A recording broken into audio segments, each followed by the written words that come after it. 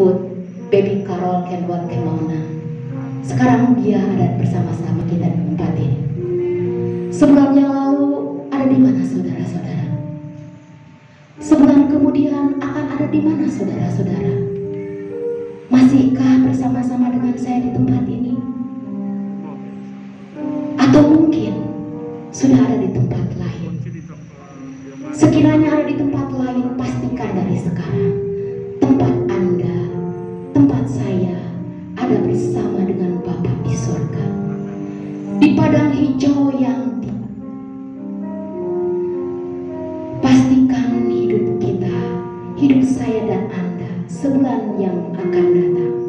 Jikalau Tuhan menghendaki kita tidak bisa bersama-sama di tempat ini, pastikan kita tidak ada di tempat kengerian yang tidak terberi.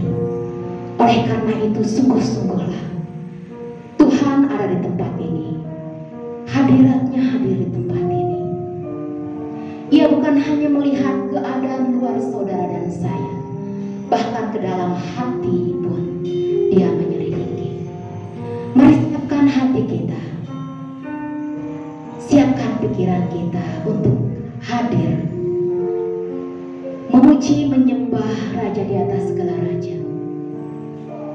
Ucap syukur atas berkat dan kasih karunia-Nya, sehingga saat ini saya dan Anda bisa berada bersama-sama menghadapnya di rumahnya.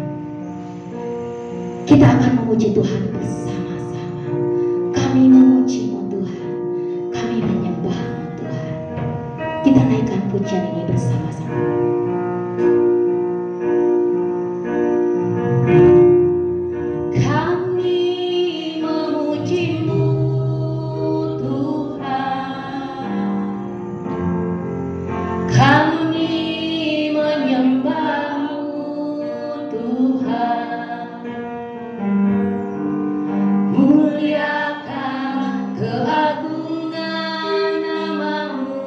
Sembah sujud, haleluya, besar kuasa-Mu,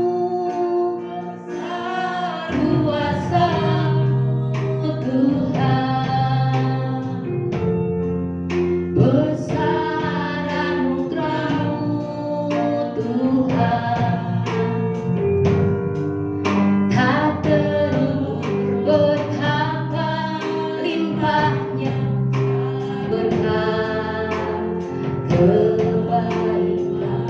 Kita naikkan pujian ini dan kami memuji-Mu, kami menyembah.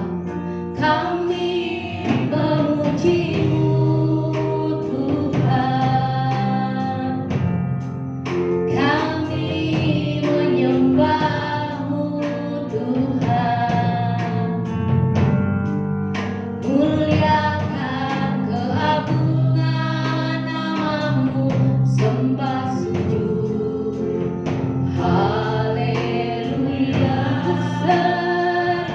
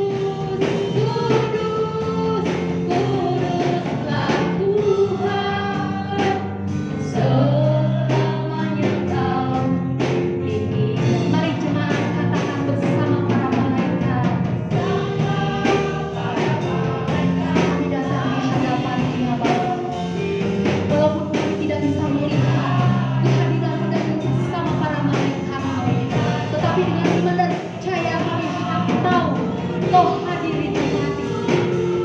Kau lihat setiap kami. Pimpin kami dalam roh dan kebenaran. Bersama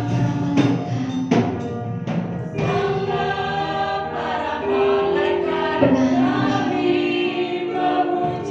Kami memuji bukan dengan mulut kami, tetapi dengan hati kami dan sikap kami yang tunduk dan hormat di hadapan-Mu. Engkau Tuhan Maha Kudus, Engkau Tuhan yang layak ditinggikan. Bersama para malaikat kami memuji-Mu di hadapan Bapa. Kami datang menyembah. Kuduslah Tuhan, selamanya Kau pilih, selamanya Kau pilih. Namanya kami tinggikan,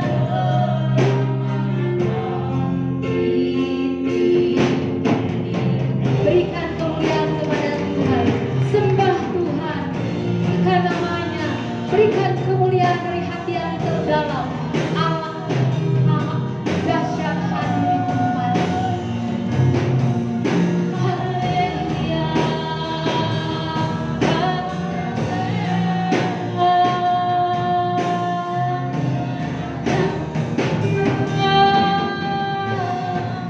Kami menyembah-Mu Tuhan, Allah yang hidup,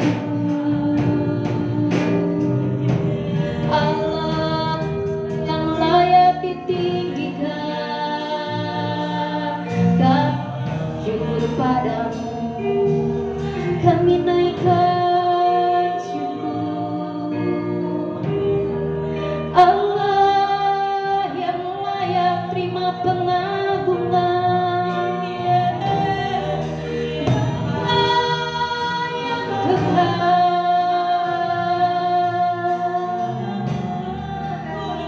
agung mulia nama-Mu, besar anugerah. Bapa, Engkau melihat setiap hati, setiap mulut-Mu, setiap kata-kata yang keluar dari mulut hamba-Mu. Engkau menilik ke dalam hatinya. Kami membutuhkan Engkau. Saudara katakan apa yang mau saudara katakan kepada Tuhan. Berikan ucapan syukur, berikan penyembahan. Allah yang maha dahsyat hadir di tempat ini. Biarin pendengar kita dapat berdialog langsung dengan Dia, menyembah Dia di dalam kebenarannya. Katakan haleluya,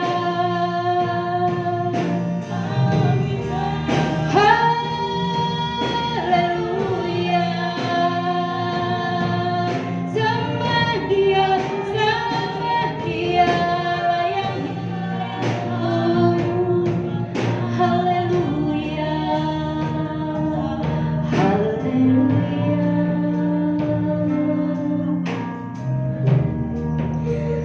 Terpujilah nama-Mu Allah Bapa kami, di dalam nama Tuhan Yesus Kristus. Kau melihat kerinduan kami, Kau melihat Tuhan, kami rindu untuk dapat bersama-sama berjalan di dalam kehidupan kami. Ajar kami untuk peka akan firman-Mu. Saat ini dunia sedang bergoncang, gempa di mana-mana, malapetaka di mana-mana, bahkan penyakit pun masih di seluruh dunia saat ini belum teratasi. Bapak Ibu yang terkasih, ingatlah firman Tuhan, dikatakan akan ada malapetaka, akan ada kelaparan, akan ada gempa bumi di berbagai tempat. Banyak orang murtad karena ketakutan, banyak orang murtad dan saling membenci. Banyak nabi palsu akan memberikan harapan-harapan palsu.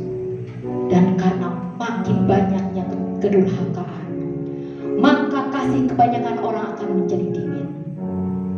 Tetapi itulah tanda-tanda Tuhan akan datang segera. Mari kita persiapkan menyambut kedatangan Tuhan. Haleluya. Lihat tanda zaman di sekeliling saudara dan saya. Begitu menggetarkan, begitu menakutkan. Tapi kita punya Tuhan bersama kita. Amin. Kita akan pujian ini. Lihat tanda zaman. Lihat tanda zaman sekarang ini. Semua bergoncang bersama. Semua peristiwa sedang terjadi. Menjadi tanda Tuhan dan kembali. Dunia akan berakhir sudah. Segalanya akan punah.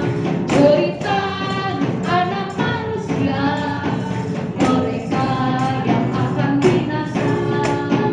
Orang percaya menantikan di langit dan bumi yang baru. Lihat tanda zaman di sekeliling Anda. Lihat tanda zaman sekarang ini. Semua bergoncang sana sini. Semua peristiwa sedang terjadi. Menjadi tanda Tuhan kan kembali. Dunia akan berakhir sudah. Segalanya akan punah. Cerita anak manusia, mereka yang akan binasa. Orang percaya menantikan di langit dan bumi yang baru. Di langit dan bumi yang baru. Di langit dan bumi yang baru. Kita bersama-sama menyiapkan diri kita menyongsong hari esok. Kita menyongsong esok hari. Dunia baru yang indah dan abadi. Rumah Bapa di surga. Suka memandang masa depan. Janji Tuhanku yang penuh pengharapan. Tuhan pasti genapi. Melangkah teguh hidup di dalam Tuhan. Berjuang sungguh untuk dapat berkenan. Mengikut Tuhan dimanapun ku ada. Sampai akhirnya ku dapat setia. Tuhan tolonglah agar kami setia. Tetap setia. Mari bersama menyongsong esok hari dalam Tuhan. Bersama kita menyongsong esok hari. Dunia baru yang indah dan abadi. Rumah Bapa di surga. Suka memandang masa depan. Janji Tuhanku yang penuh pengharapan. Tuhan pasti genapi. Melangkah sama Tuhan. Melangkah teguh hidup di dalam Tuhan. Berjuang sungguh untuk dapat berkenan. Mengikut Tuhan dimanapun ku ada. Sampai akhirnya kau dapat setia.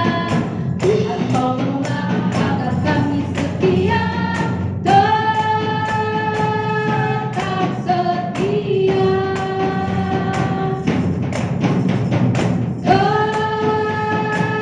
Tetap setia. Tetap setia. Haleluya. Firman Tuhan mengatakan orang yang bertahan sampai kesudahannya akan selamat. Amin.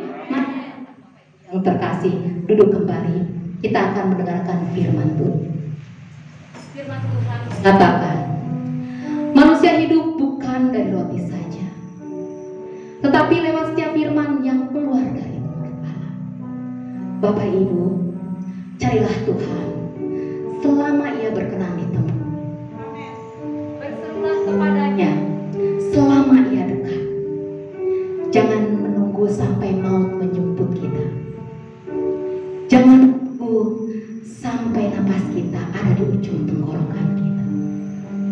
Karena saat itu hanya kegentaran, kengerian di hadapan kita.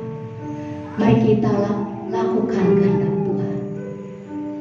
Mari kita pakai hari-hari ini untuk menyenangkan hati Tuhan,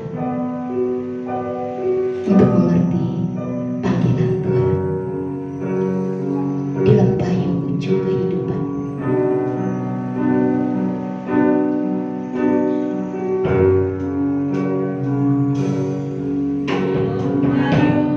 Di lembayung ujung kehidupan, saat kelopak mata meredup, pupus sudah semua harapan. Ini akhir perjalanan, telah mewujud kabut tubuhana. Bibir pun membisukan pengerayaan, terasa sunyi sepi dan hampa. Seiring lalu sangkala, ingat waktu masih ada kesempatan kau kejar menolak kebenaran. Hanyut dalam bingkai-bingkai kesenangan, kau niscaya kekudusan Tuhan. Kini sudah terlambat semua, tiada lagi sebutir pun asa. Kekekalan yang dahsyat menanti, kengerian tak kembali. Ingat waktu masih ada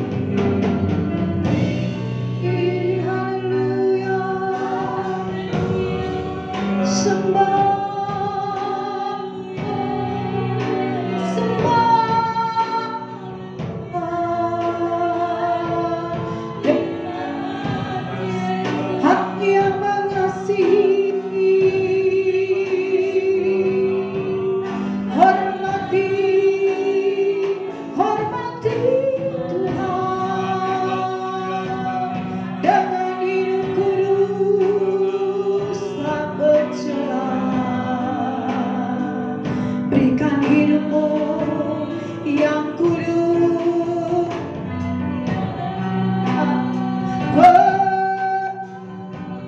Haleluya.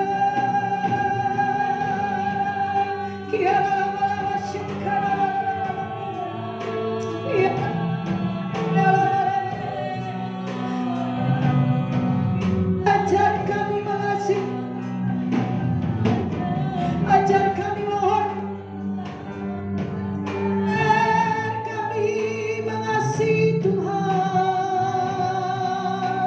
Maria dan Joseph, haleluya. Mari arahkan hatimu, arahkan pikiranmu, Maria. Haleluya. Tuhan, Engkau berkuasa. Sembahkanlah kami dari kaca ini. Kami mau bersamamu dalam kekekalan. Kami mau bersamamu di langit baru dan bumi baru.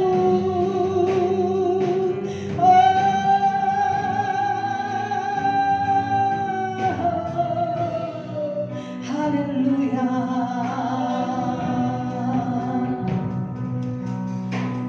Ajar kami mengarahkan hati kami kepada kekekalan, bukan kepada kesenangan-kesenangan dunia yang sementara ini Tuhan. Kami mau mengarahkan pengharapan kami di langit baru dan bumi baru, sebab di sanalah tempat perhentian kami yang kekal. Haleluya. Terima kasih Tuhan, Kau selamatkan kami dengan darah-Mu. Kau selamatkan agar kami belajar seperti-Mu, Yesus. Terima kasih Tuhan.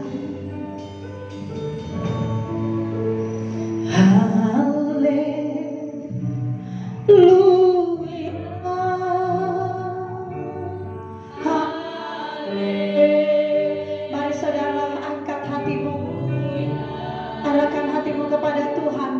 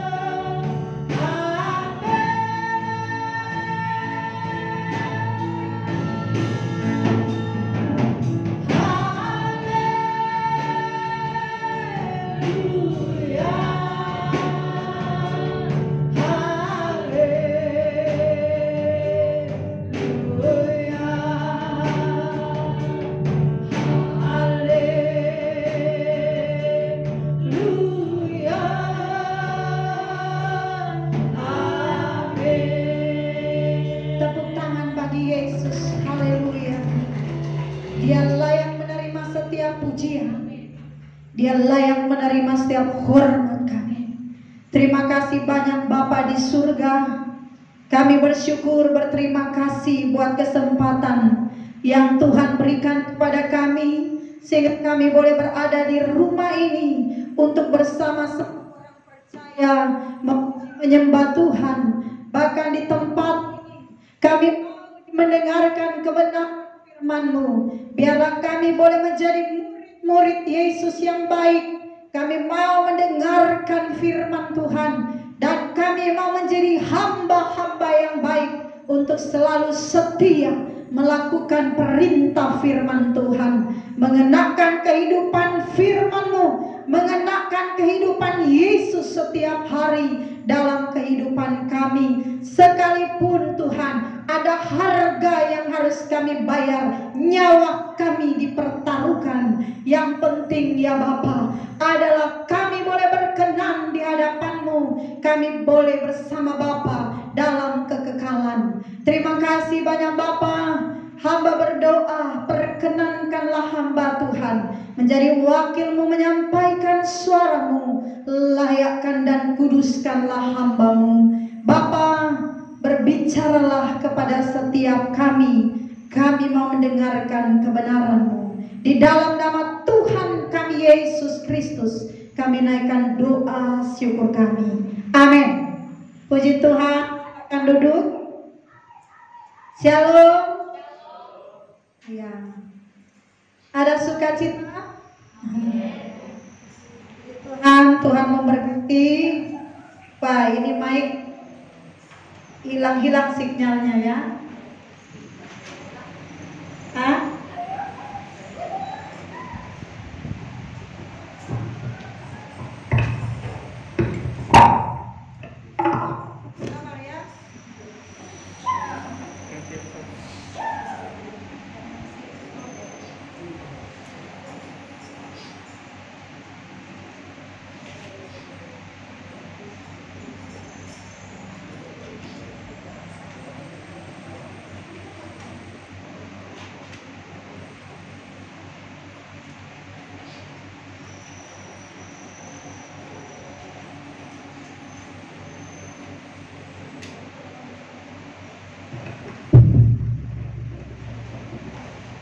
Ya, puji Tuhan. Bapak Ibu yang dikasih Tuhan, saudara harus bersuka cita ketika bisa mendengarkan kebenaran. Karena itu saudara ketika mendengar kebenaran, saudara usahakan dengan baik.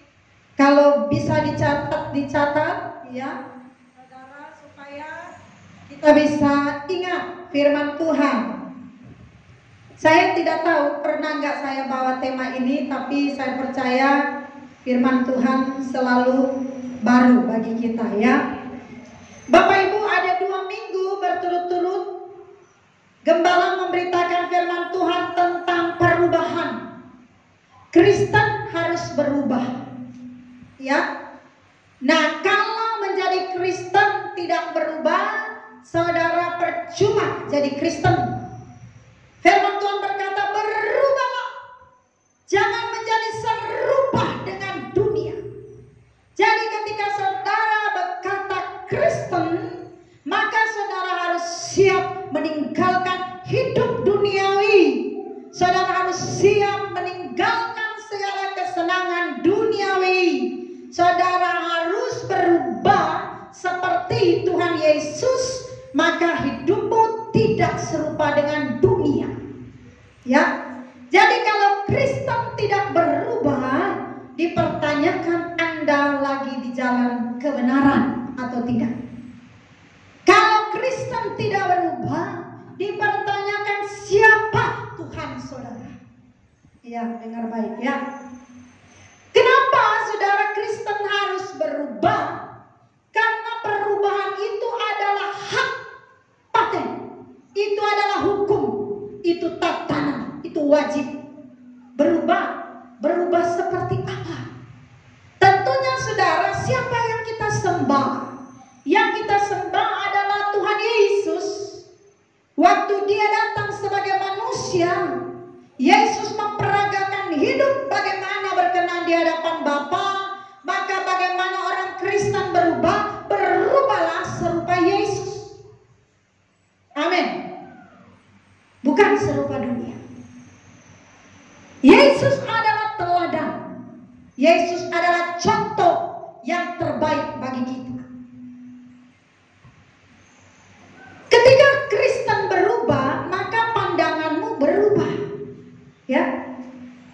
Sudah saya jelaskan, lihat uang berubah. Ya, lihat harta berubah. Kalau Kristen yang tidak berubah, dia lihat harta tamak dia, rakus dia.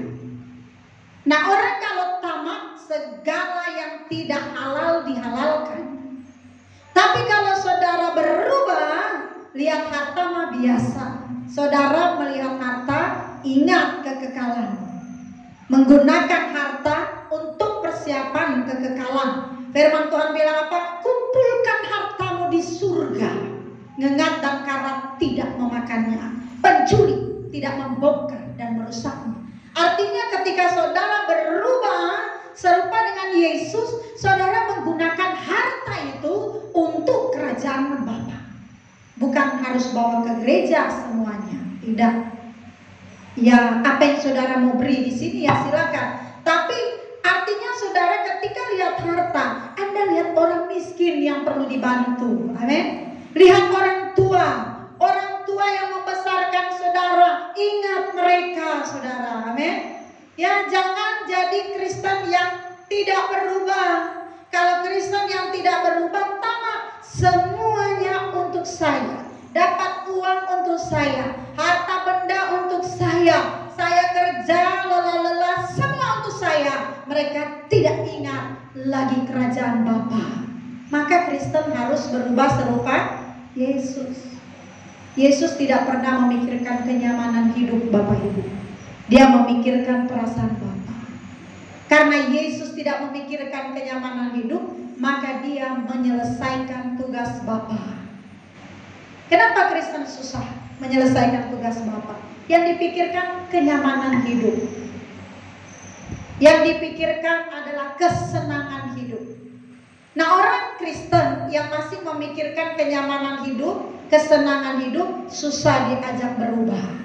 Susah diajak pulang ke surga. Loh, contohnya apa Bu Pendeta? Masa orang yang masih memikirkan kesenangan hidup, yang masih memikirkan kenyamanan hidup, kok susah diajak pulang ke surga? Ada buktinya nggak? Istri Lot. Siapa yang lulus sekolah minggu? Angkat tangan. Yang sekolah minggu tahu ceritanya.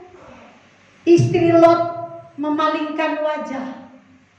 Sodom dan Gomora akan dihancurkan, dibungkir balikan. Ya, Tuhan perintahkan malaikat, bawa Lot dan keluarganya keluar dari Sodom. Sodom dan Gomora itu berbicara tentang kesenangan hidup. Di sana ada segala macam pesta pora, wah, harta benda, kekayaan. Waktu mereka pergi, istri Lot tidak tega. Dia sudah dibilang kalau lari jangan menoleh ke belakang, nanti jadi tiang garam. Istri Lot lari, dia berhenti. Dia ingat Sodom dan Gomora. Di sana tempat yang sangat menyenangkan. Bicara tentang harta benda, kesenangan hidup. Memalingkan wajahnya. Akhirnya istri Lot binasa. Kristen saudara gak boleh begitu saudara. Kalau saudara memutuskan ikut Yesus, sekali Yesus tetap Yesus. Amin. Wah, kalau ikut Tuhan saya bisa kehilangan keluarga. Kalau ikut Tuhan saya bisa kehilangan harta benda. Saudara mau pilih mana? Kekekalan bersama Bapa, atau saudara mau pikirkan kesenangan sementara?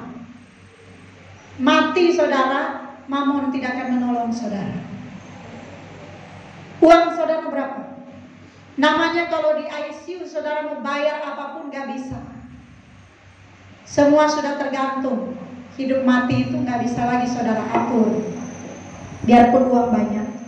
Bapak Ibu dikasih Tuhan, ini harus dipikirkan sekarang. Amin. Kalau saudara punya suami baik banget, istri baik banget, saat saudara mau dikubur, mau ikut gak istri di kuburan? Jangan dulu dikubur. Itu suamiku yang kucintai, aku mau berkuburan dengan dia. Saya rasa disinilah kita sayang. Walaupun tetap aja nggak ada orang mau masuk kubur sama-sama, betul? Ayo, siapa yang cinta suaminya? Coba ngomong, Pak, kalau mati aku masih hidup, aku juga mau dikubur sama kamu. Saya rasa, apalagi suami, ada cerita saudara, ini cerita, jangan ada di sini ya. Sedikit saya kasih saudara tertawa supaya jangan tegang. Kalau katanya istri, kalau meninggal suaminya, dia sungguh-sungguh menangis. Papa, kamu baik sekali katanya ya. Dia mikir gimana hidupin anaknya, gimana berjalan ke depan. Tapi kalau laki-laki, kalau itu salah, ya protes nanti selesai khotbah ya. Kalau itu salah, kalau benar ketawa aja dalam hati. Kalau laki-laki katanya, kalau istrinya meninggal, aduh mama, cepat sekali kau pergi. Dia mulai lirik, siapa yang datang? Ada yang cantik atau jangan? Katanya, ya suami-suami bilang itu bukan saya. Dia mulai aduh ada yang pirang. Single dia atau janda dia. Kalau istri, dia mikir anaknya, dia mikir hidupnya. Kalau laki-laki katanya dia mikir pengganti, ya. Yang waduh itu datang cantik sekali. Maafkan saya ya. Sudah ada kayaknya yang saya lihat di sini untuk gantikan kamu. Ya, itu kenyataan. Hidup itu tragis, ya. Tapi janganlah ya, itu memang ada ceritanya katanya. Sampai ada yang bilang begini, ada seorang bapak, dia rajin sekali. Dia rajin sekali ke kuburan ya. Oh, dia siram katanya. Dia siram kuburannya supaya bunganya cepat besar, tumbuh, segar ya. Tetangga bilang begini, luar biasa bapak itu ya. Cinta sekali dia sama istrinya. Pagi-pagi dia udah pergi siram bunga yang di kuburan istrinya. Sore juga begitu. Penasaran tetangga ini, kok bisa ada laki-laki yang sebaik itu? Ya, akhirnya ibu ini penasaran, kepo dia. Dia tanya, Pak, setiap pagi saya lihat bapak ke kuburan siram bunga di kuburan istri. Bapak sayang sekali sama istri bapak. Iya bu, karena ada pesan terakhir. Apa itu Pak? Yang kau siram bunga yang di kuburanku. Kalau dia sudah cepat berbunga dan segar, kau boleh nikah lagi. Tegang amat. Pantesan dia rajin supaya cepat bunganya mekar, tumbuh besar, supaya bapaknya cepat nikah lagi. Kalau dia layu kan gak bisa nikah. Langsung istrinya bilang kurang ajar. Tetangga itu bilang, ternyata dia bukan sungguh-sungguh mengasihi istrinya. Ini manusia, saudara. Ya, artinya begini, saudara. Hanya Tuhan yang akan menjemput kita. Hanya Bapa di surga. Ketika kita mati, siapa yang jemput kita? Kekekalan dahsyat menanti. Wah. Jadi artinya, saudara, kita itu harus perkarakan sekarang. Kematian itu mengerikan. Kalau saudara tidak berubah serupa Yesus, yang jemput nanti siapa? Ya, surga itu bukan khayalan, itu nyata. Itu neraka juga bukan khayalan, ya, ada saudara. Jadi saudara harus perkarakan hidup sekarang. Nah, Bapak Ibu, orang Kristen yang mengalami perubahan hidup bukan hanya sekedar Kristen KTP, tapi betul-betul Kristen. Karena sudah sering saya jelaskan, Kristen itu bukan agama, ya. Tapi kalau saudara cuma beragama Kristen, ya saudara cuma taat pada, saudara cuma bermoral baik, ya. Tapi Kristen itu saudara adalah jalan salib. Amin. Jalan hidup Kristen itu jalan salib. Kalau saudara berubah, saudara akan bisa memikul salib Kristus. Kalau tidak berubah, saudara nggak bisa, saudara ikut Tuhan. Saudara terima keselamatan dari Tuhan Yesus itu cuma-cuma. Diberi keselamatan Tuhan Yesus itu gratis.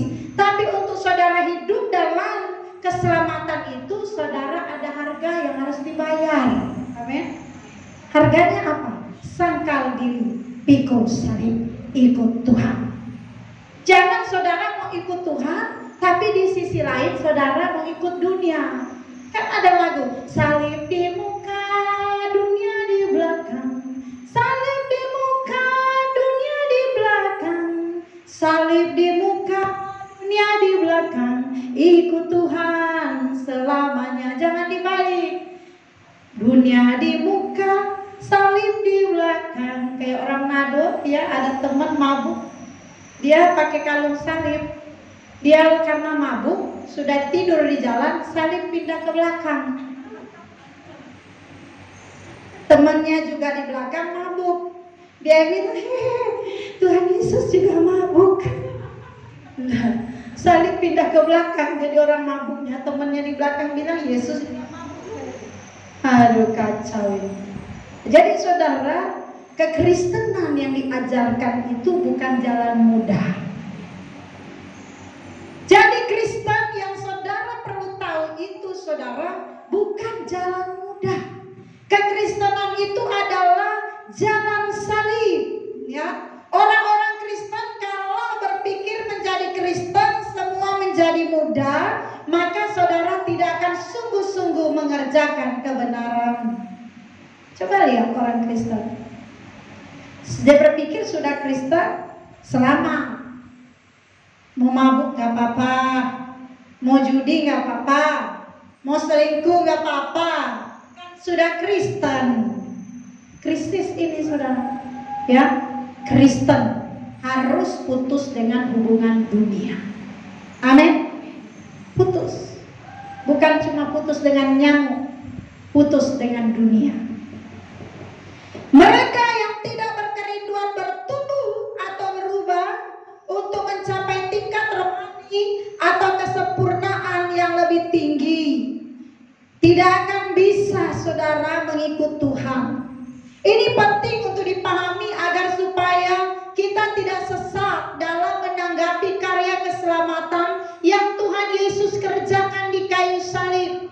Saudara harus pahami kebenaran Injil Yesus yang benar agar supaya kita dapat mengenakan kebenarannya. Hidup kita dapat berubah dan pandangan kita tentang kekristenan juga benar. Karena itu saudara, penting yang saudara dengar. Injil yang murni, Injil yang benar harus saudara pahami, harus saudara dengar. Karena kalau saudara mendengar Injil yang lain, maka saudara bisa mengalami kekeliruan atau tidak mengalami pertumbuhan dalam mengiring Tuhan. Kebanyakan saudara Kristen yang dipahami sekarang adalah bicara tentang berkat-berkat jasmani. Kalau ikut Tuhan, mujizat terjadi betul Bapak Ibu. Tapi kalau saudara sudah lama ikut Tuhan, masihkah saudara perlu pembuktian untuk mencintai Yesus? Ya kan? Ada orang Kristen sudah lama jadi Kristen, kalau Tuhan gak sembuhkan aku, Tuhan gak nyata. Loh, berapa tahun ikut Kristen, berapa tahun ikut Tuhan, kok masih butuh pembuktian? Ya, kalau bangsa Israel ya iya saudara. Kita ini adalah bangsa umat perjanjian baru saudara. Kita sudah melihat betapa besar perbuatan Allah kepada bangsa Israel. Apakah kita masih mau bebal jadi Kristen?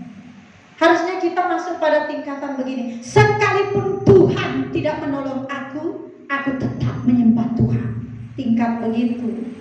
Sadrak, Mesak, dan Abednego. Ketika mereka katakan, kalaupun Tuhan tidak menolong kami tidak akan menyembah patung buatan tanganmu Nebukadnezar. Mereka tetap berpendirian Allah Israel yang mereka sembah. Itu Kristen yang kualitasnya mantap. Amin. Karena itu saudara perlu belajar pahami Injil Yesus. Jangan hanya sekedar kepada mujizat. Jangan hanya sekedar pada pemenuhan kebutuhan jasmani. Kalau ikut Tuhan, yang miskin diperkaya. Oh, apanya yang diperkaya saudara? Duitnya. Yang 50.000 jadi 100.000. Yang rumahnya kecil jadi rumah besar. Yang miskin itu bicara tentang kerohanian. Yang miskin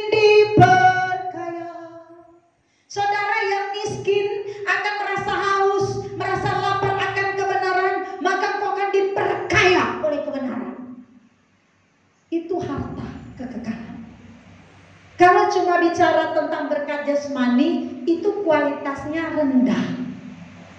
Saudara mau yang mana? Berkat jasmani atau berkat kekekalan? Berkat jasmani gak menentu, saudara, betul?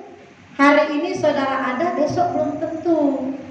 Tapi kalau saudara bicara berkat kekekalan, saudara kan bawa itu sampai mati, yaitu kerohanian saudara, kecantikan manusia batinnya. Karena kalau tidak memahami kekristenan yang benar, hal ini dapat berbahaya bagi kita. Kita bisa terjebak kepada kesombongan atau kepuasan rohani yang merasa bahwa dirinya tidak perlu lagi berbenah atau berubah. Ini bisa bicara kebutaan rohani yang dialami oleh jemaat di Laodikia. Mereka merasa mereka sudah memiliki segalanya, tapi mereka sebenarnya tidak punya apa-apa. Saudaraku dikasih Tuhan, saudara harus perlu memahami Injil Yesus. Yesus berbicara tentang kerajaan surga, bukan hal pemenuhan kebutuhan jasmani. Ketika Yesus melakukan mujizat, Yesus berbicara tentang perkara surga, bukan supaya manusia mengejar mujizat. Itu hanya sarana. Terkadang saudara, orang yang baru bertobat, dia masih mengalami itu. Tapi nanti akan masuk pada ujian-ujian, yaitu jalan salib. Baca saudara Wahyu 3 ayat 17. Ini jemaat di Laodikia. Wahyu 3 ayat 17. Wahyu 3 ayat 17. Jemaat di Laodikia berkata, Tuhan berkata, karena engkau berkata, aku kaya, dan aku telah memperkayakan diriku, dan aku tidak kekurangan apa-apa. Dan karena engkau tidak tahu bahwa engkau melarat dan malang, miskin, buta, dan telanjang. Jemaat di Laodikia merasa mereka sudah kaya, memperkayakan diri, dan tidak kekurangan apa-apa. Mereka merasa mereka itu sudah benar. Mereka merasa itu mereka sudah selamat. Mereka merasa mereka itu sudah rohani. Nah, Tuhan berkata, engkau tidak tahu bahwa engkau melarat, engkau malang, engkau miskin, buta, dan telanjang. Seorang anak Tuhan yang merasa puas dengan kerohaniannya akan menjadi haus terhadap hal-hal duniawi. Saudara perhatikan, seorang anak Tuhan yang merasa puas dengan kerohaniannya akan menjadi haus terhadap hal-hal duniawi. Tapi kalau saudara Kristen, saudara merasa kurang rohanimu, saudara merasa miskin rohanimu, saudara merasa perlu diperbaiki, perlu dirubah, maka saudara akan haus perkara-perkara surgawi. Amin. Beda. Kalau anak Tuhan sudah merasa rohani, sudah merasa kaya, merasa puas, dia akan merasa haus terhadap hal-hal duniawi. Tapi kalau anak Tuhan merasa kurang, miskin, merasa belum sempurna, dia akan merasa haus terhadap perkara-perkara surgawi.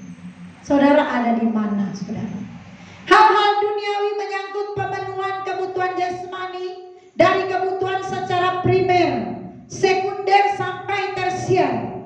Hidup mereka, saudara, akan terbelit oleh satu keinginan ke keinginan yang lain. Orang Kristen yang terjebak kepada kesombongan rohani, mereka akan terus mengejar keinginan mereka, terus memenuhi keinginan mereka, sampai akhirnya mereka terbelit, tidak bisa lepas dari keinginan-keinginan duniawi. Kalau kita sudah terikat, saudara, susah dilepaskan. Sekali lagi Bapak Ibu, GSKI pilarnya itu kekekalan, kesucian hidup, dan tanggung jawab. Mujizat tidak bisa menghilangkan tanggung jawab. Amin. Ada orang bilang begini, makan saja, Sudah tahu darah tinggi, sudah tahu kolesterol, makan daging, makan saja. Bro, makan, sis, makan. Tapi saya ada darah tinggi, in the name of Jesus. Maksudnya apa ini? Di dalam nama Yesus, yang haram jadi halal. Yang sakit sembuh, makan saja dagingnya. Pas dia makan, dia stroke langsung. Wah, sudah gak bisa ngomong ini. Kamu bilang makan aja dalam nama Yesus, pasti sehat. Ini Kristen yang tidak mengerti kebenaran. Mujizat tidak bisa menghilangkan tanggung jawab. Demikian saudara, mengerjakan keselamatan, saudara harus kerja, bukan berdoa. Berdoa betul, tapi kerjakan keselamatan saudara. Amin. Berdoa bukanlah Tuhan selamatkan saya, tapi Tuhan beri kekuatan bagi saya untuk mengerjakan keselamatan yang Kau berikan. Karena saudara masuk jadi Kristen, ikut Kristus, itu akan banyak sekali penderitaan, banyak tantangan. Tapi Tuhan berjanji akan membela mereka yang mengerjakan keselamatan. Amin. Orang yang mengerjakan keselamatan sungguh-sungguh, coba aja saudara korek. Coba saudara kurang ajar sama dia. Berlaku itu saudara, jangan kau usik hamba yang diurapi. Berlaku itu. Tapi kalau Kristen gak sungguh-sungguh, diusik orang pun gak ada pengaruhnya. Tapi coba saudara usik orang yang sungguh-sungguh melakukan kebenaran, engkau akan mengganggu kenyamanan Tuhan. Karena itu Tuhan membela saudara yang kerjakan keselamatan itu. Tuhan, Engkau pembelaku di sepanjang jalan hidupku, dalam kesesakan, dalam pencobaan, Kau buktikan setiamu. Kala jiwaku terluka, aku lemah tak berdaya, Kau pegang tanganku, Kau beri kekuatan, hiburkan hatiku. Itu berlaku bagi saudara yang mengerjakan keselamatan. Tuhan pembela saudara. Karena itu saudaraku dikasih Tuhan mesti mengerti, keselamatan yang dikerjakan oleh Tuhan Yesus di kayu salib bukan hanya membawa kita masuk surga, tetapi mengembalikan setiap kita kepada rancangan yang semula. Ini diulang-ulang supaya jangan lupa. Amin. Ya, kan manusia pada awalnya diciptakan Bapa sempurna, serupa dan segambar dengan Allah. Tapi karena rusaknya manusia oleh dosa, oleh pengaruh iblis, manusia terseret, terpikat oleh dosa, akhirnya ciptaan Bapa rusak. Ngerti ya? Dan Allah mengerjakan keselamatan itu dari beberapa generasi gagal. Yang berhasil itu Yesus Kristus. Yesus mengerjakan keselamatan itu sampai mati di kayu salib dengan tidak bercacat dan tidak bercela. Maka akhirnya saudara, Yesuslah yang berhasil menjadi model Bapa untuk bisa mengembalikan manusia kepada rancangan semula. Maka untuk mengembalikan manusia kepada rancangan ciptaan Bapa yang semula seperti Yesus, maka saudara, visi gereja GSKI adalah hidup serupa dengan Yesus. Jadi saudara, kalau disakiti mengampuni enggak? Halo? Loh, katanya mau serupa Yesus, disakiti enggak mengampuni? Mengampuni. Sakitmu gembala itu jalan salib, pikul salibmu, sangkal dirimu. Loh, kok jadi Kristen gak mau mengampuni? Harus. Ayo cuma ngomong, udah praktek ini saudara, tiap hari praktek ini. Kadang lihat musuh pun mau senyum berat, tapi ingat Yesus jadi beratnya itu ringan. Amin. Wah, itu orang yang nyakiti saya, senyum gak ya, senyum gak? Wah, dagingnya bilang gak usah senyum, lempar pakai batu. Tapi langsung ingat Tuhan Yesus. Di jalan terjal berdebu, tertatih-tatih langkahmu, anak manusia pikul salibnya aku mengampuni. Shalom. Gak jadi lempar batu, lempar pakai duit. Bapak Ibu dikasih Tuhan itu harga ikut Tuhan. Amin. Sakit memang, mengampuni itu sakit. Kalau nggak sakit bukan mengampuni. Sama saudara ya, banyak hal kita harus berubah seperti Yesus. Nah, banyak orang Kristen saudara, kenapa tidak berubah? Hidupnya terfokus pada materi. Yang tidak ada menjadi ada. Nggak boleh saudara. Kristen itu harus fokus pada kekekalan. Amin. Kalau mau kaya ya kerjalah, kerja keras. Mau kaya, kerja, bertanggung jawab. Di kantor jangan curang sama bos, jangan kurang ajar sama bos, tunduk. Kau mau kaya ngelawan bos ya dipecatlah.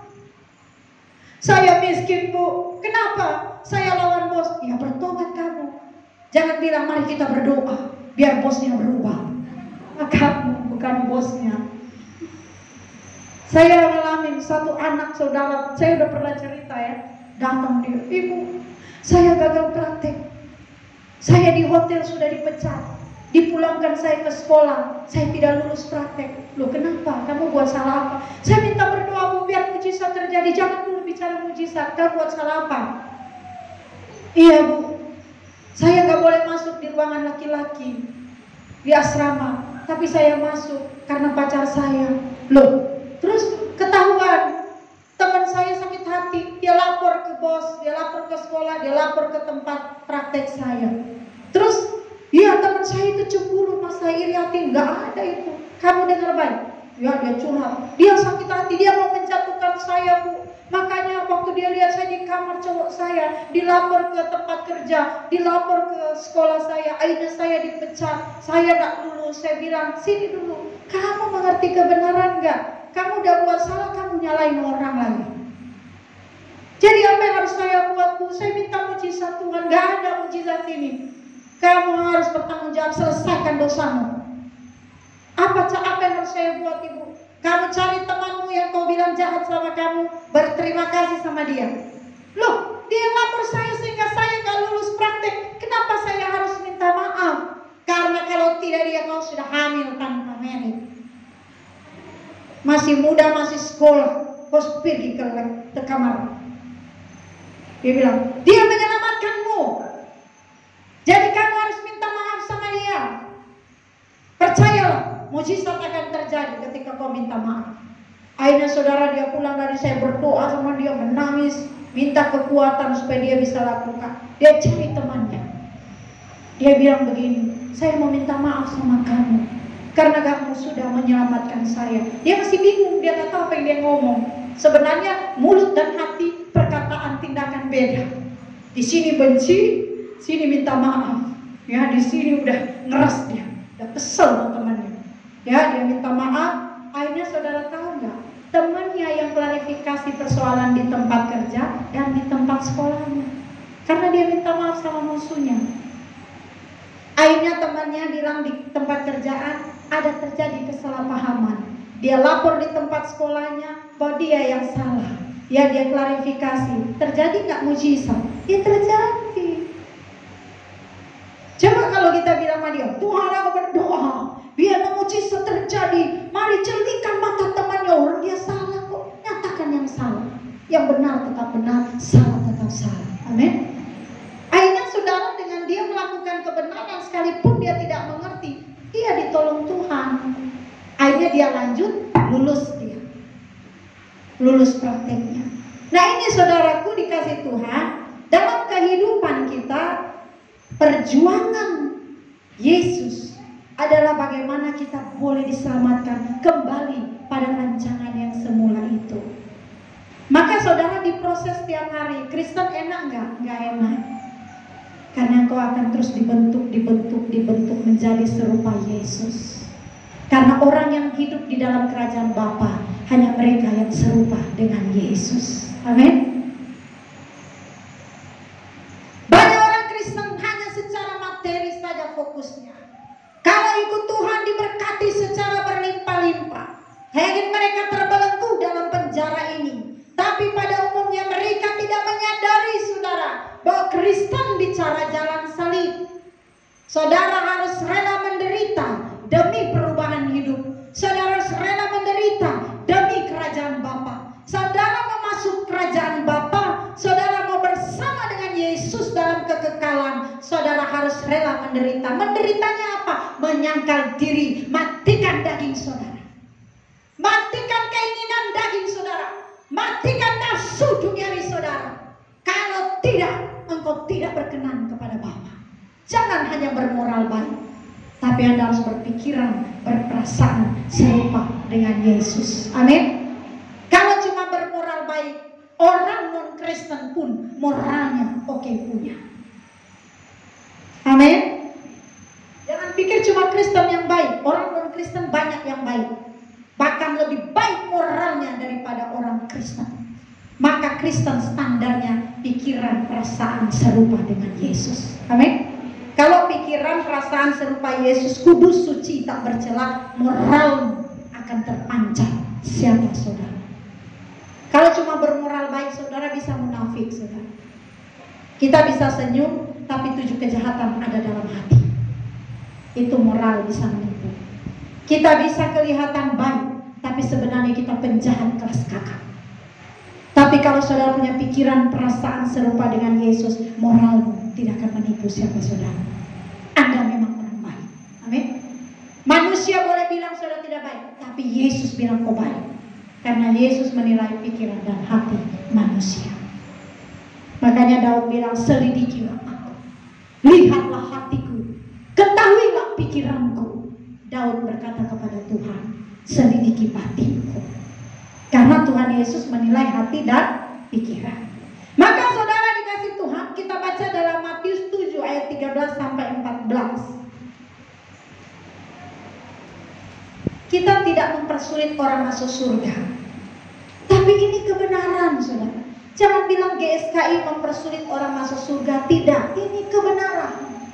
Ini kebenaran yang murni saudara. Ini yang Tuhan Yesus katakan, agar supaya Kristen jangan tersesat. Baca Matius 7 ayat 13 sampai 14. Masuklah melalui pintu yang sesak itu, karena lebarlah pintu dan luaslah jalan yang menuju kepada kebinasaan, dan banyak orang yang masuk melaluinya. Karena sesaklah pintu dan sempitlah jalan yang menuju kepada kehidupan, dan sedikit orang yang mendapatinya. Siapa yang ngomong? Firman Tuhan.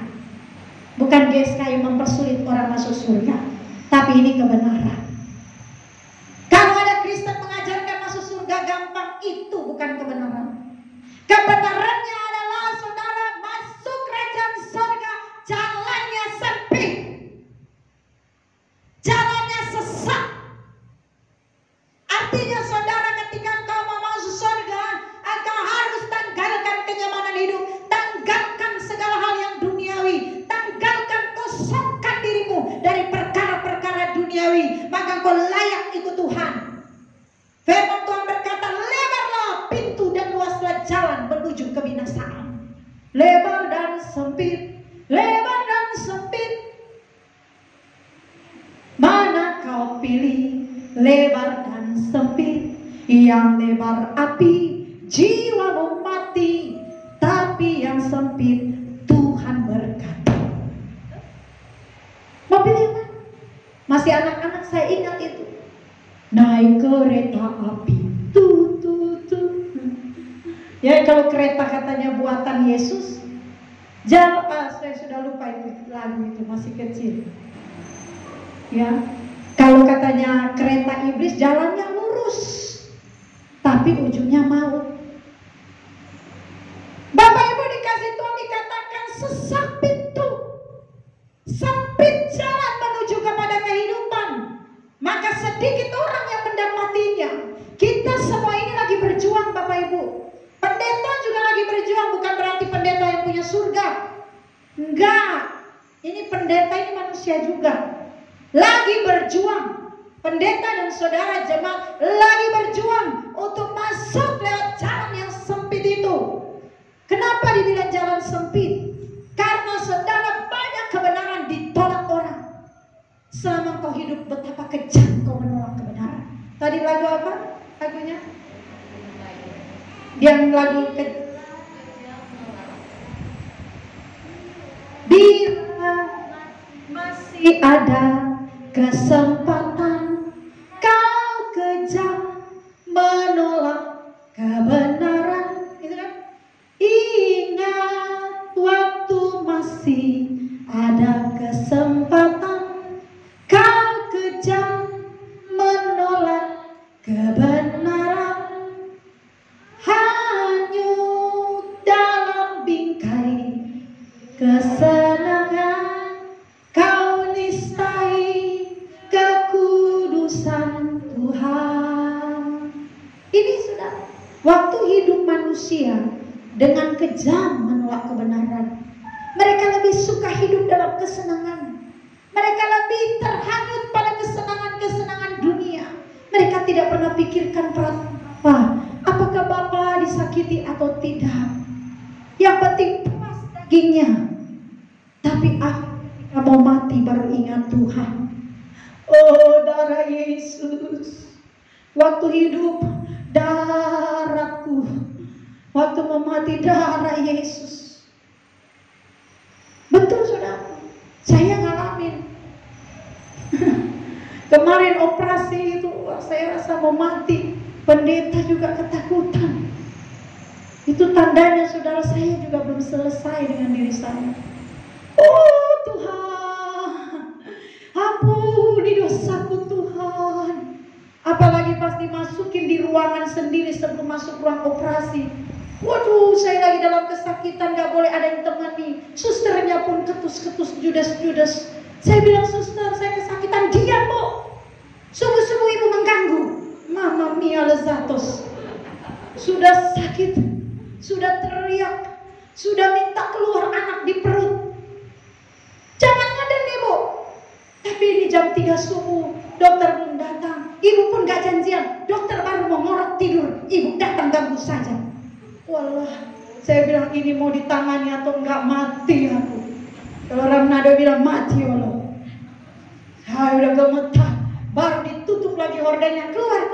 Semua keluar. Walah mak, mau disembelih kali saya. Susternya ngeri-ngeri. Saya tolong, Mama Kristin pun sorry mami. Alamak, tinggalin. Elis, tolong, keluar. Wah, saya bilang ampun. Semua ninggalin saya di ruangan hordeng sendiri itu. Saya bilang terus gimana nih? Suster temenin saya. Udah diam aja Bu. Katanya tunggu dokter datang. Jam berapa dokter datang? Kalau gitu panggil bidan. Saya mau melahirkan. Gak ada yang melahirkan di ruang operasi. Ibu tahan aja sakitnya. Waduh. Saya bilang terpujilah Tuhan. Tapi ada saya bersyukur juga suster judes begitu. Tadinya saya rasanya mau gigit dia gitu. Tapi pas saya mengerti, saya berterima kasih. Berterima kasihnya apa? Kalau dia nggak ketus begitu, saya nggak berjuang saat itu. Oh Tuhan, saya bertahan di ruang itu, saya bertahan, sudah kesakitan luar biasa. Karena apa? Saya lihat susternya, saya takut. Kalau bidan urut, bidan datang. Pas saya lihat suster, ada Tuhan tolong saya, Tuhan. Dia prototin. Mau apa lagi Bu? Enggak, nanya dokter bidan. Enggak ada, tunggu. Pas masuk ke ruang operasi, dipasang infus, pasang ini. Suster tolong apa lagi Bu? Sabar aja Ibu, gak sabaran. Saya mau nanya, suster sudah married belum? Sudah pernah melahirkan belum gitu? Akhirnya saya cuma tanya, ada suntik matinya? Suster bilang, kalau suntik mati Ibu, anaknya juga mati. Ada-ada aja Ibu ini kan. Suntik mati rasa deh. Mati rasa apa ini katanya?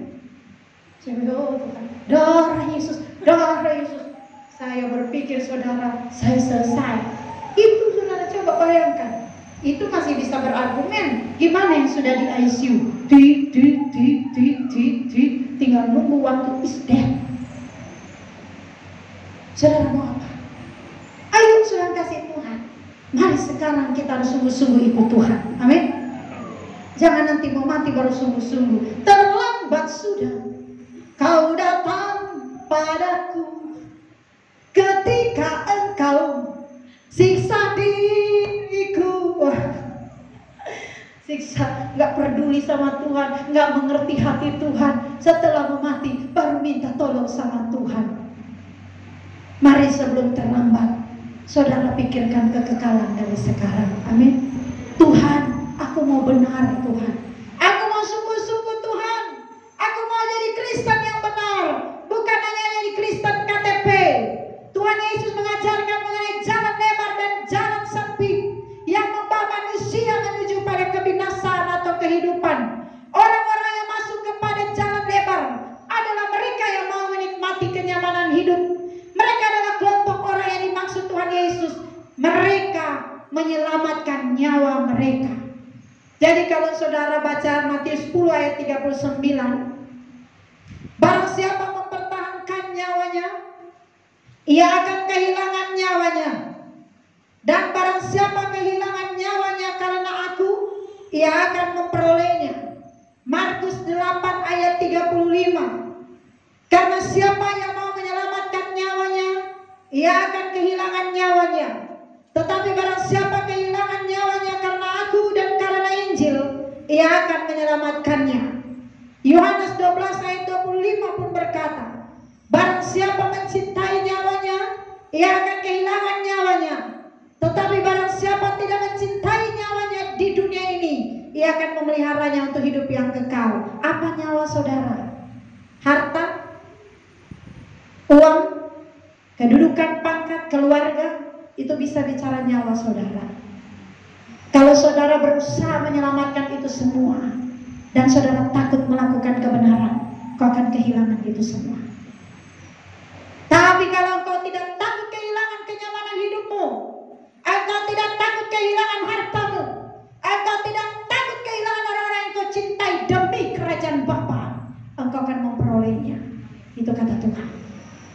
Tapi kalau engkau takut kehilangan nyawamu, engkau takut kehilangan kenyamanan hidupmu, engkau akan kehilangan hidup yang kekal. Ikut Tuhan, rela menderita. Amin. Menderita, kalau orang Kristen zaman dulu, menderitanya itu dianiaya. Saulus mati juga tidak wajar. Ya, murid-murid Yesus tuh matinya nggak wajar. Semua menderita. Ada yang dipenggal, Yohanes dipenggal ya, lehernya ya, masalah ya. Paulus, semua matinya nggak wajar. Murid-murid Yesus, saudara. Kristen sekarang mungkin tidak mengalami aniaya secara fisik, tapi hanya bicara tentang kenyamanan hidup. Banyak orang takut berkenan kepada Bapa karena takut kehilangan kenyamanan hidup, takut kehilangan kesenangan hidup, saudara. Kalau Tuhan minta lepaskan, jangan mabuk ya, jangan berjudi ya, jangan. Saudara mau pilih mana? Kesenangan sesaat atau hidup yang kekal? Tentunya semua kita mau hidup yang kekal. Amin. Kalau Tuhan bilang udah lepaskan, itu bukan yang saya ingin, ya lepaskan, saudara. Hidup berkenan di hadapan Tuhan itu tidak mudah. Engkau akan menderita setiap hari karena menyangkal dagingmu setiap hari, tetapi engkau akan memperoleh hidup yang kekal. Amin. Bapak Ibu dikasih Tuhan, saya tidak memperpanjang. Minggu depan saya akan sambung lagi, saudara. Kiranya saudara firman Tuhan akan mencelikan mata rohani saudara, bahwa itu Tuhan sangkal diri, pikul salibmu. Amin. Apa salibmu? Mungkin kau waktu ikut Tuhan tadinya senang, tiba-tiba kau harus mengalami pergumulan keluarga, kau harus mengalami pergumulan keuangan, kau harus mengalami pergumulan pekerjaan. Itu salibmu. Kau harus rela memikul salib. Kau mungkin yang tadinya bisa pergi dengan teman-teman, melakukan hura-hura, foya-foya, tapi ketika ikut Tuhan, engkau harus meninggalkan kesenangan dunia. Kau harus fokus kepada kehidupan kekal, maka dagingmu akan menjerit. Itu salibmu. Kau harus rela pikul salib demi menyenangkan hati Bapa. Amin. Tuhan Yesus, saudara, tidak mau menyiksa saudara. Tuhan menawarkan jalan ini supaya saudara memperoleh hidup yang kekal. Tuhan baik, saudara. Kita angkat pujian, Tuhan perkenankan aku.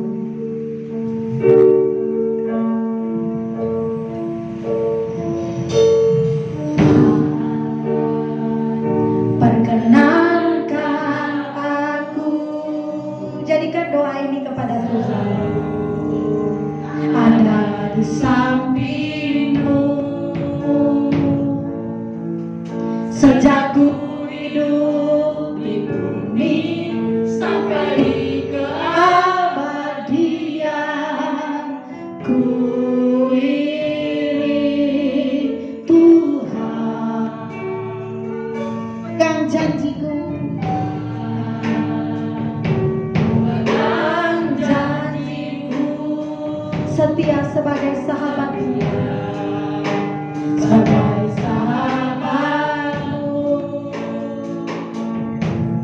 senantiasa bersama menunaikan tugas Bapa. Selesai akhirnya ku percaya berserah kudus tak bercelah, takkan lagi dalam percintaan dunia.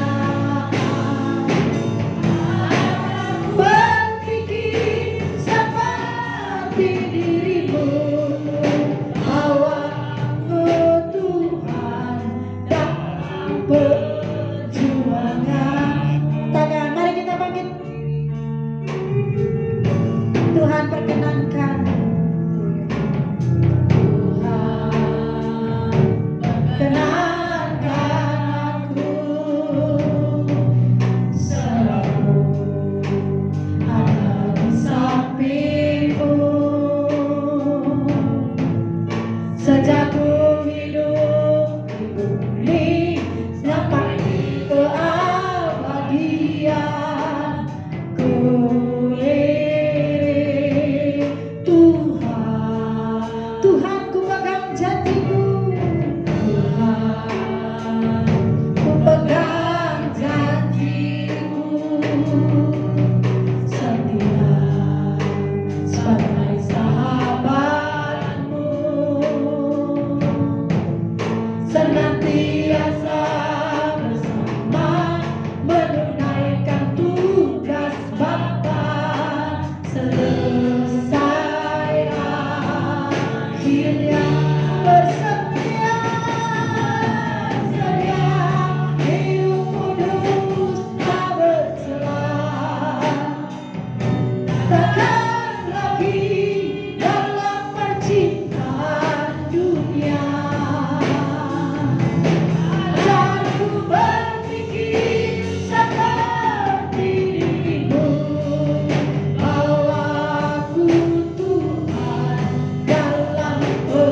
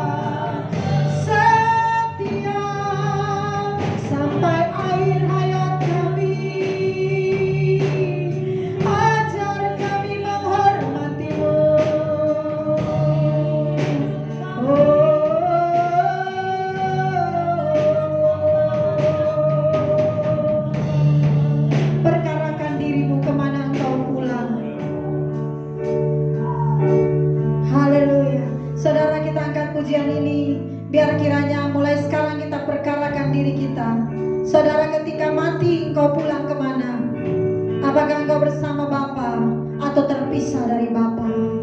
Ini harus menjadi pergumulan kita sebagai orang Kristen, orang yang percaya kepada Yesus. Perkarakan dirimu kemana engkau pulang.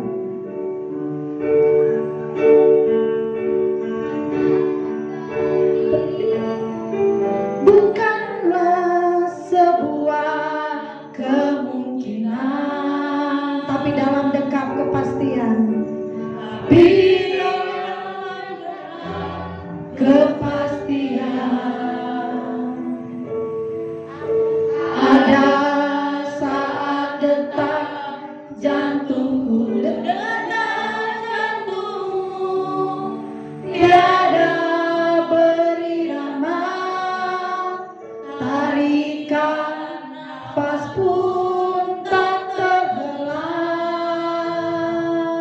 kelopak mata redup, kelopak mata redup terpejam,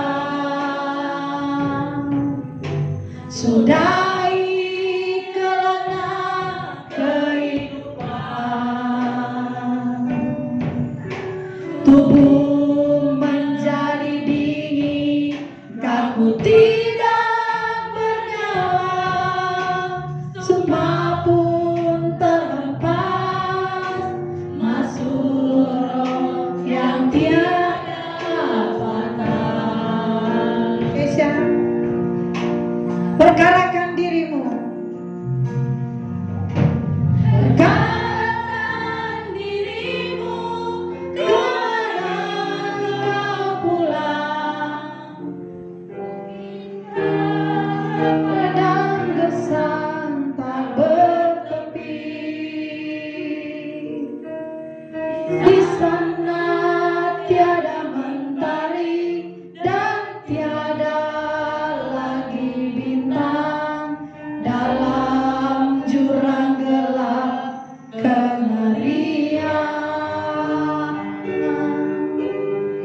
Aku tak pasti kemana aku pulang, di hamparan padang gelap tak bertepi. Tuhanlah matahariku di negeri indah Bapakku, kesana kami pulang. Perkarakan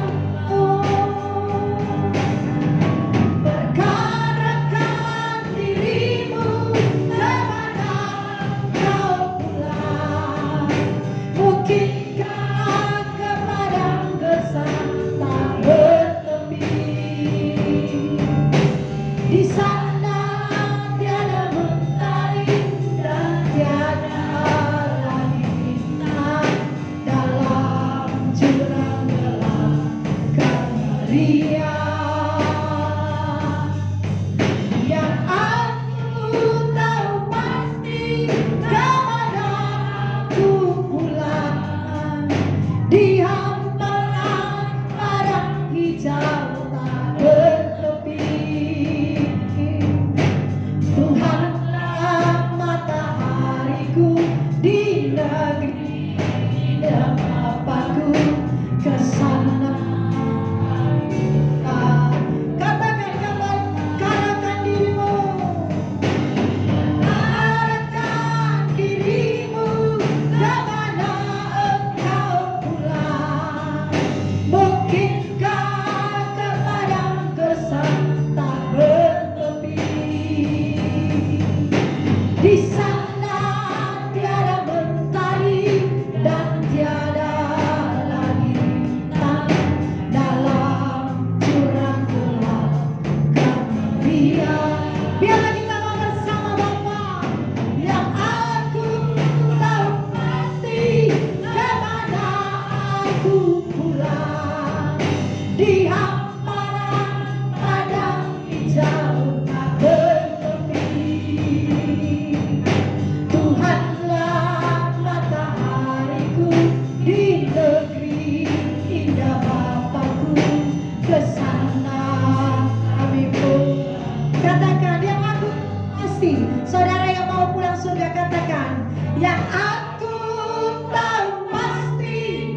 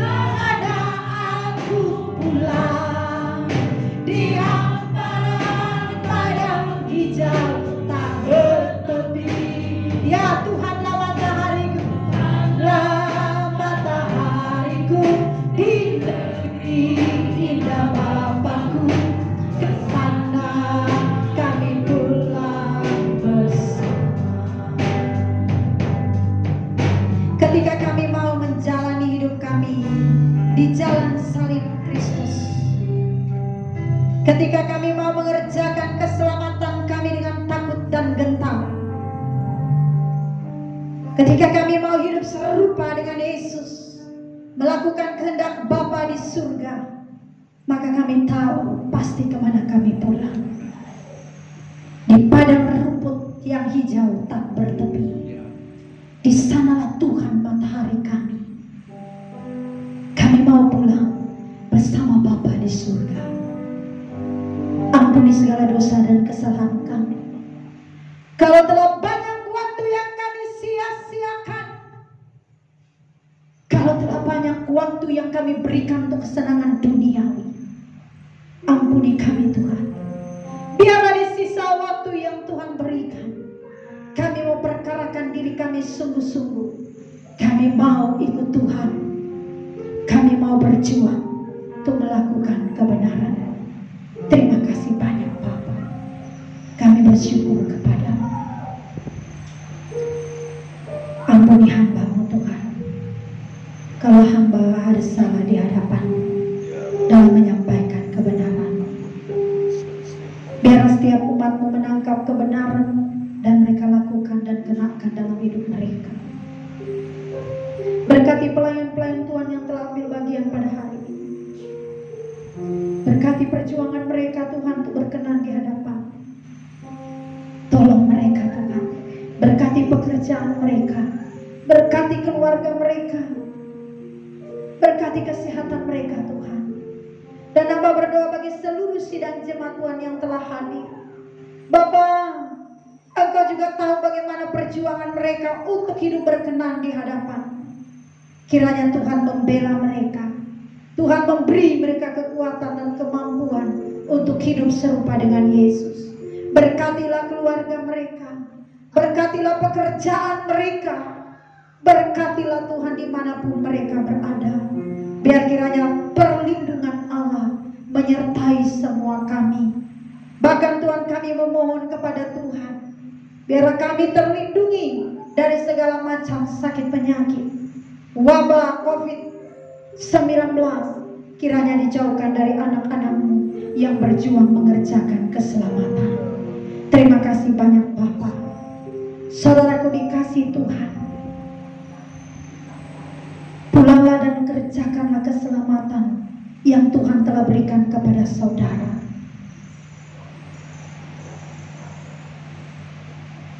Dan kalau sebentar kami akan memberikan korban persembahan, kiranya Tuhan memberkati setiap tangan-tangan yang memberikan persembahan untuk pekerjaan Tuhan di tempat ini. Berkatilah mereka Tuhan.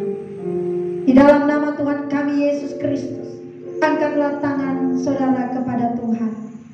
Terimalah berkat, anugerah dari Allah Bapa kita yang di surga. Kasih karunia di dalam Tuhan kami Yesus Kristus dan persekutuan di dalam Allah Roh Kudus menyertai saudara sekalian hari ini, esok, sampai selama-lamanya. Tuhan